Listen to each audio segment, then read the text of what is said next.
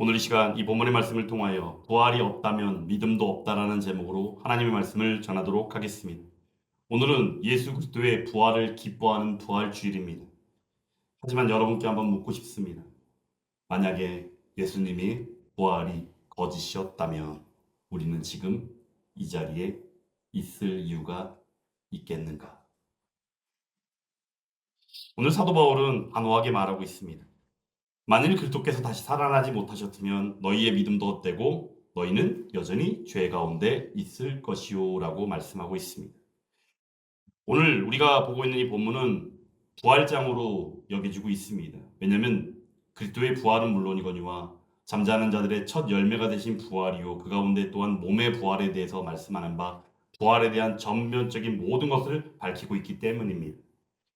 오늘 말씀에 이 고린도전서의 15장이 부활장이 실려 있는 배경은 어떠한가?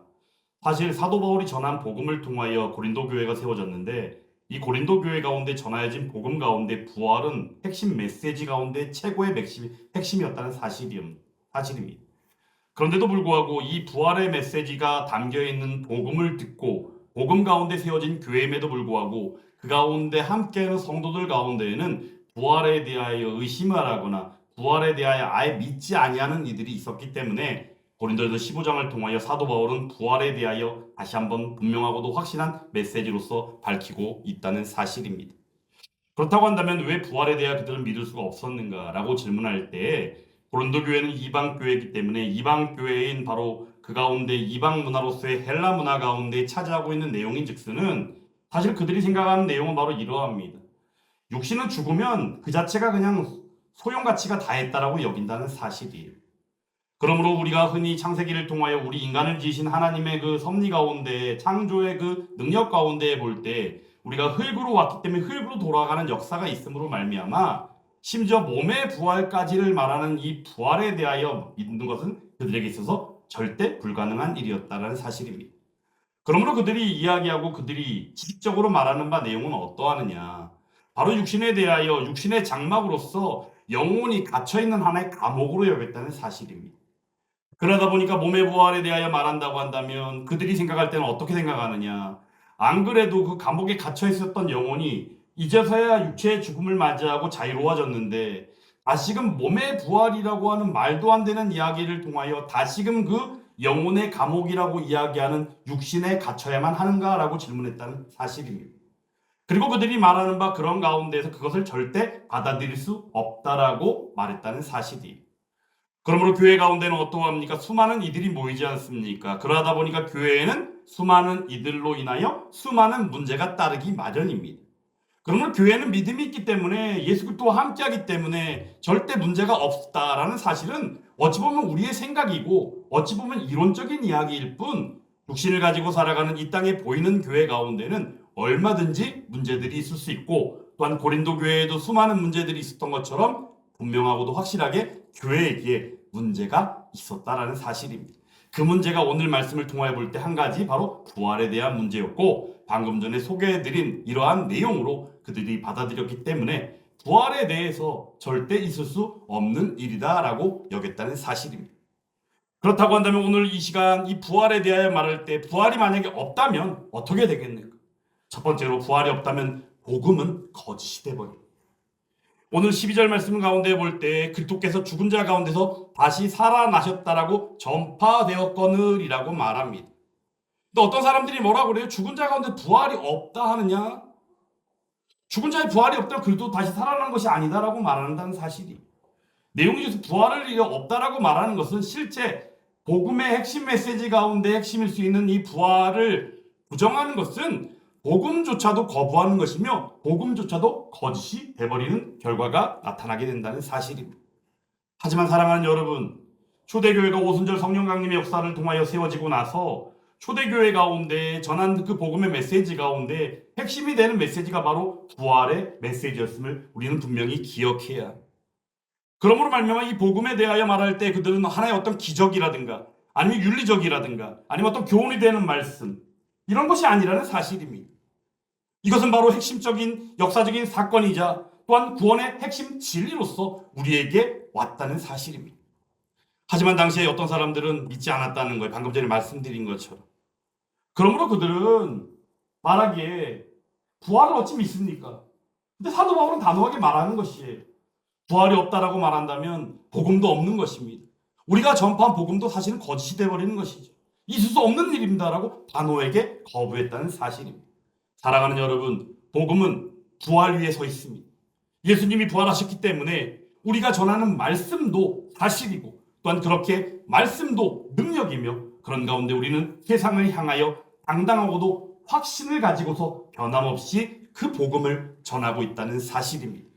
예수님이 부활하셔서 살아 계십니다. 이 메시지가 이 시대를 살아가는 저와 여러분들 가운데 풍성한 능력이요 은혜로 베풀어지고 있다는 사실입니다.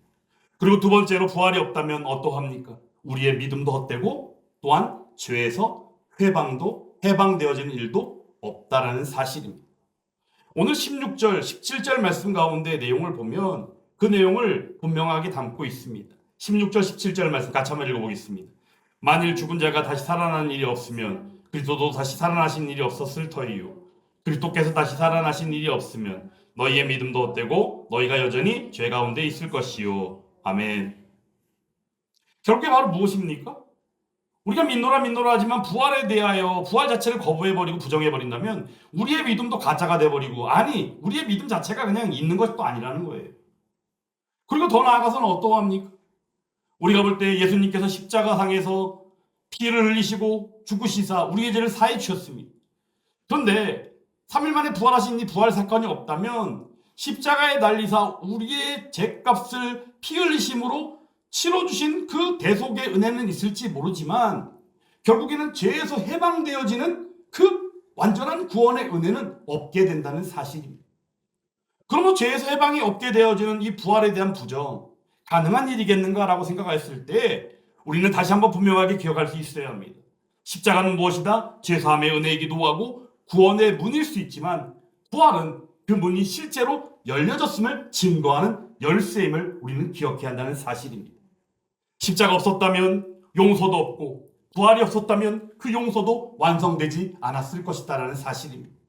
이러한 사실을 복음은 처음부터 끝까지 변함없이 계속하여 전하고 있고 또한 고린도 교회도 사도 바울을 통하여 고린도 교회 교인들을 통하여 지금 현재 또한 살아가는 현대 교회, 한국 교회에 있는 성도들도 그러한 복음의 메시지를 동일하게 받고 그러한 은혜를 누리며 나아가 전하고 있는 것이 바로 복음임을 우리는 기억해야 한다는 사실입니다.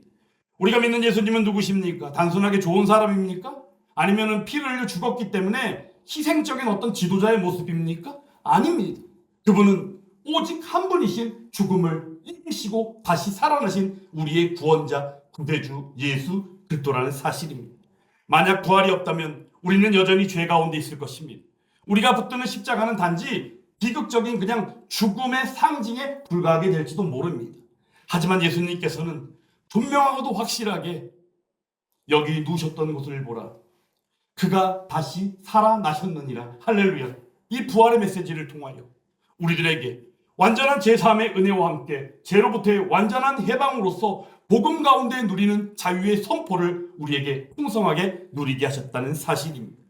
그러므로 부활은 확실한 사실이며 진리이며 진실입니다. 이러한 사실을 다시 한번 기억하며 부활의 그 풍성한 은혜 안에서 제3의 은혜는 물론이거니와 죄로부터의 완전한 해방의 누림이 자유의 선포 가운데 함께하는 저 여러분들이 될 수 있기를 주님의 이름으로 축원합니다. 세 번째가 있다면 부활이 없다면 바로 그것은 무엇입니까? 소망도 없고 인생도 헛되게 된다는 사실입니다. 18절 19절 말씀 같이 한번 또 읽어보겠습니다. 또한 그리스도 안에서 잠자는 자도 망하였으리니 만일 그리스도 안에서 우리가 바라는 것이 다만 이 세상의 삶뿐이면 모든 사람 가운데 우리가 더욱 불쌍한 자이리라. 아멘. 그냥 결론은 간단합니다. 만약에 부활이 없다면 우리는 어떤 사람이에요? 더욱 불쌍한 사람이 된대요. 참 이 말씀만 보더라도 어처구니 없는 생각이 들지 않습니까? 그냥 단적으로 표현할 때 내가 예수를 믿는다고 한다면 이 말씀을 토대로 했을 때 이 말씀 그대로를 받아들이게 되면 어떻게 돼요? 내가 불쌍한 사람이 되어버리는 거다. 근데 불쌍해도 어떻게 불쌍한 사람이? 더욱 불쌍한 사람이에요. 이 세상을 살아가기도 힘들고 여러 가지로 이기고 나가기 힘든 일들이 참으로 많지만 복음으로 말미암아 제사함의 은혜를 입고 또한 죄로부터 회방 가운데 그 안에서 자유의 선포의 그 누린 가운데 있는 바 이 세상을 살아가는 힘이 예수 그리스도의 그 복음 안에서 우리가 누리는 능력의 힘일진데 그 가운데 살아가는 우리들 자신을 이 부활에 대한 부정을 통하여 우리들 스스로를 어떻게 더 불쌍한 자라고 표현할 수밖에 없는 이러한 현실이 받아들여질 수 있습니까? 사랑하는 여러분, 그러므로 우리들은 이 땅 가운데 살아가며 우리가 누리는 가장 큰 두려움이 있다면 바로 무엇입니까? 죽음이라는 거예요. 그런데 이 죽음은 어떻습니까? 일반적으로 믿지 않는 사람들이 말할 때 죽으면 모든 것이 끝나버린다라고 여기지요. 그러므로 오늘 사실은 이 19절 말씀 가운데 있는 우리가 바라는 게 다만 이 세상의 삶뿐이라면이라고 얘기하는 이 내용이 결국은 바로 뭐냐면 이 땅 가운데에서 육체적인 죽음을 맞으면 그것이 끝이다라고 여긴다라는 거예요. 근데 우리는 그렇지 않잖아요, 절대. 그죠? 오히려 우리는 그것이 바로 무엇이에요? 하나님 나라를 온전히 누리고 나아가는 바 천상 예배에 참여하고 온전히 하나님만을 찬양하고 예배할 수 있는 그러한 풍성한 은혜의 시작이 바로 육체적인 죽음이 아닙니까? 그럼 우리는 그 죽음을 오히려 두려워하기보다는 무엇이라 여겨요? 하나님 베푸신 더욱더 큰 은혜라고 여기게 된다는 사실이. 그러므로 믿는 자들에게 죽음은 무엇입니까? 두려움이 아닙니다. 죽음은 끝나는 것이 아니라 오히려 우리에겐 더 큰 은혜의 시작임을 우리는 기억해야 한다는 것입니다. 그러므로 우리는 부활에 대해서 우리의 소망으로 그리고 새 시작을 약속하는 열매로서 여기는 그 믿음의 사람들이 되어야 한다는 사실입니다. 부활이 없으므로 이미 믿고 죽은 성도들도 헛된 믿음으로 죽은 것이 되어버리고 또한 우리들 또한 모든 사람들 가운데 가장 불쌍한 자가 되어버린다라는 이런 부활을 믿지 아니하는 자들의 그 어리석음.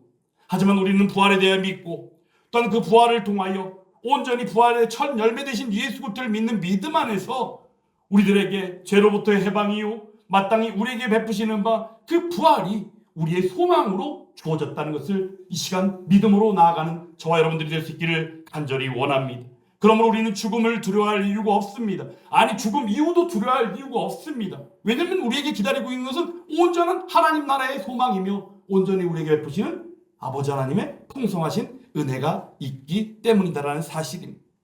그러므로 부활하신 주님 안에서 우리는 참 믿음을 바라보게 됩니다. 그러나 이제 그리스도께서 죽은 자 가운데서 다시 살아나사 잠자는 자들의 첫 열매가 되셨도다라고 20절에서 말씀하고 있습니다.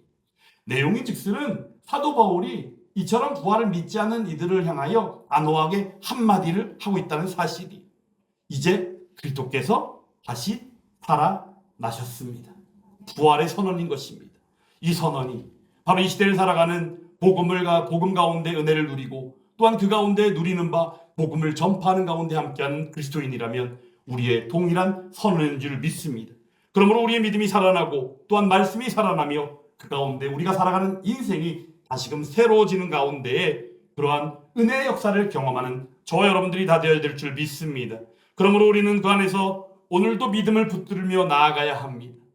오늘도 이제 성찬 예배를 성찬 시간을 했는데 성찬의 떡과 잔은 사실 죽음을 기념하는 일이기도 하지만 그것에서 끝나는 것이 아닙니다.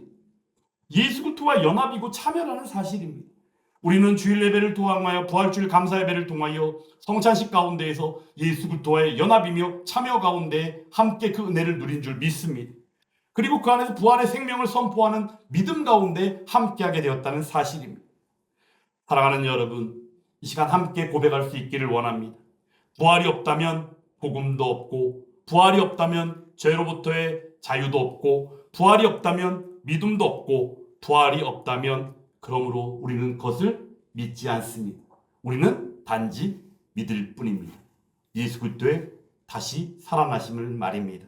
이러한 고백 가운데 함께하며 예수 그리스도의 부활을 통하여 그 영원한 기쁨의 길이 열려지고 그 안에서 풍성한 은혜의 역사를 누림으로 말미암아 이 힘들고 어려운 시대, 특히나 폐역하는 이 세대를 바라보고 안타까워하기보다는 오히려 주님 주시는 바 그 부활의 소망 안에서 생명되었기에 누리는 영원한 생명이요 영원한 기쁨의 길 가운데에서 폐역한 세대를 바라보고 안타까운 마음은 있을지라도 그 안에서 이를 바라본 바 복음을 전하기 위하여 애쓰고 세상을 향하여 온전히 복음을 전파할 때 세상을 위하여 그 사랑을 전하는 가운데 함께하는 저와 여러분들이 다 될 수 있기를 주님의 이름으로 축원합니다. 예수 함께 교회는 그러한 은혜와 그러한 사명으로 태워주신 줄 믿습니다. 이에 함께하는 성도, 그가 저와 여러분들이 될 수 있기를 주님의 이름으로 다시 한번 축원드립니다.